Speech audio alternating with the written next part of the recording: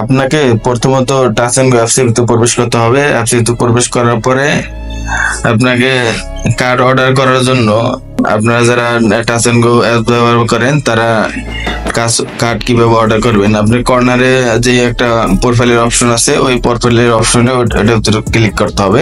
Click করার পর লেখা আছে দেখুন visa card gate a new card new, এখানে ক্লিক করতে হবে। গেট এ নিউ এখানে ক্লিক করলে একটু ওয়েট করুন।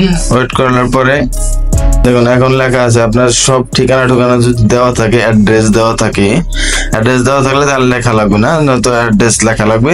আমার এই জায়গায় সব অ্যাড্রেস লেখা আছে। তারপরে আপনার খালি বক্স একটা আছে নিচে, দেখুন এখানে ক্লিক করে আপনার পে নাওতে ক্লিক করার পরে দেখুন আপনার পিন নাম্বার চাইবে, পিন নাম্বার চাইলে হয়ে গেছে পেড হওয়ার পর ডানে ক্লিক করে দিবেন। ডানে ক্লিক করে দেওয়ার পর এখন দেখুন আমার 15 রিঙ্গিত কেটে দিয়েছে কার্ডের জন্য। এখন ভিসা কার্ড ওই জায়গায় লেখা আছে, দেখুন এভাবে আপনার খুব সহজে কার্ড অর্ডার করতে পারেন।